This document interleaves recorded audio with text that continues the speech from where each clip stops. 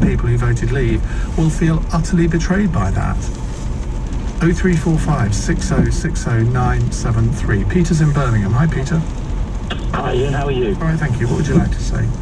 Well, can I backtrack at that point you just made there? Can I just backtrack to what this next week may hold? There was something that I read in the Express earlier today. I want your view on this, Ian.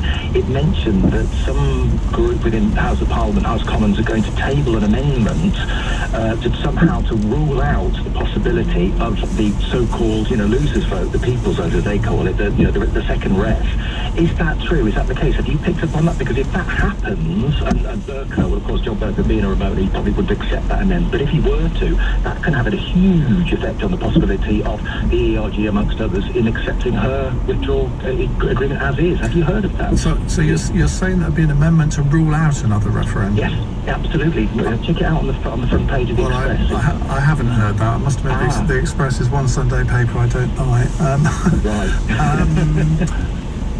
I'm not sure that really that would be very significant, because all it takes is another amendment a bit further down the road to annul it and actually say, well, let's have a referendum. The one development on the second referendum, which I think is interesting, is that Labour had said they would put down an amendment calling for a second referendum, and they're apparently backtracking on that now.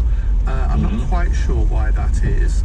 Well, I think the fear in the country is that, just to tick off your second point there, is that this, democracy, the mother of all parliaments, to be seen to not adhere to democracy at the 23rd of June 2016 would be a calamitous mistake. I mean, on so many levels.